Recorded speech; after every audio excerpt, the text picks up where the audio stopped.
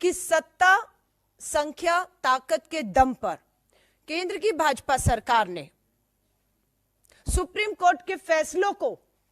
अध्यादेश के मामले से पार्लियामेंट में पलटने का काम किया है। क्या इस फैसले को भी, जिसमें सुप्रीम कोर्ट का आदेश है कि 2 हफ्ते के भीतर भाजपा की राज्य सरकार, केंद्र सरकार की मोहर लगने के बाद 15 अगस्त को 11 बलात्कारी हत्यारों को जो रिहा किया है, 2 हफ्ते में उन्हें वापस जेल भेजना है। क्या इन 2 हफ्तों में ये 11 बलात्कारी हत्यारे जेल जाएंगे सुप्रीम कोर्ट के आदेश के अनुसार, या फिर हम सत्ता और संख्या के दम पर सुप्रीम कोर्ट के इस फैसले को पलटते हुए बलात्कारी और इन 11 हत्यारों को यूं ही आजाद घूमते हुए देखेंगे? क्योंकि ये सरकार ने जब इन्हें रिहा किया, तो याद रखिएगा 15 अगस्त 2022 को जब रिहा किया, तब गुजरात का चुनाव सर पर खड़ा था। 11 को रिहा ही नहीं किया,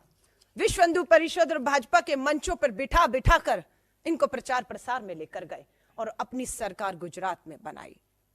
आज 2024 के चुनाव है, उससे पहले यह महत्वपूर्ण फैसला आया है। अब क्या 2024 में से पहले ये जेल जाएंगे इसी महीने, जो 2 हफ्ते का समय सुप्रीम कोर्ट ने दिया है, या अध्यादेश लाके सत्ता और संख्या के दम पर इस फैसले को पलटकर 24 में ये फिर 400 पार का भाजपा का नारा, हैट्रिक के नारे को ये बलात्कारी और ये इनके विधायक मोदी जी के लिए, भाजपा के लिए साकार करेंगे? ये देश पूछ रहा है, ये देश पूछ रहा है।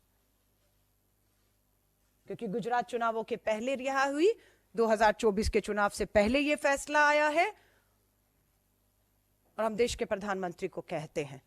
आइए देश के सामने, 10 साल हो गए आपके जुमले, आपके नारे हकीकत से कोसों दूर हैं। आपको बताया अपराधियों के साथ सरकार कहां खड़ी है। हरियाणा में बार बार एक बलात्कार के दोषी उम्र कैद में उन्हें आप बार बार बेल देते हैं।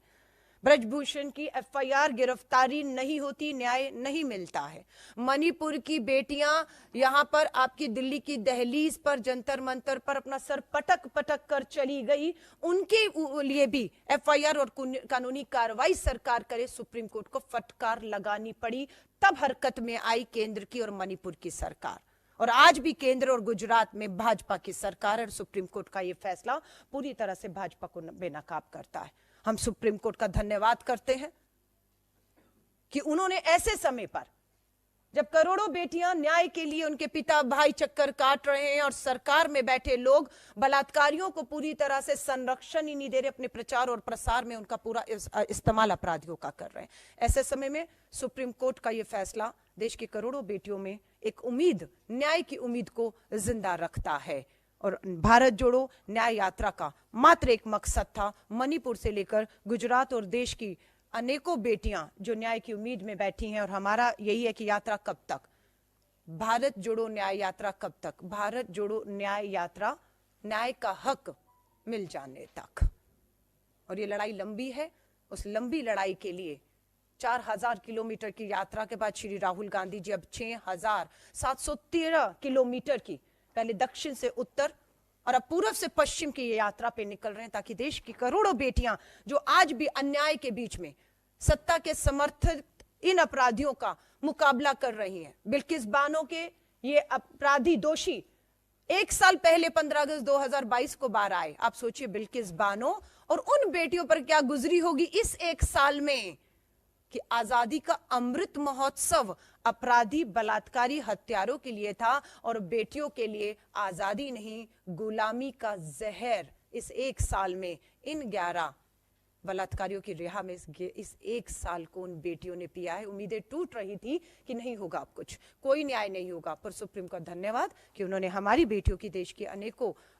लोगों की उम्मीदों को जिंदा रखने का काम किया है। और हम पूरी वचनबद्धता के साथ इस लड़ाई को मजबूती के साथ, कानूनी तौर से कहें, हर तरीके से कहें, सामाजिक और राजनीतिक तौर से लड़ने के लिए भारतीय राष्ट्रीय कांग्रेस पूरी तरह मुस्तैदी से तैयार है।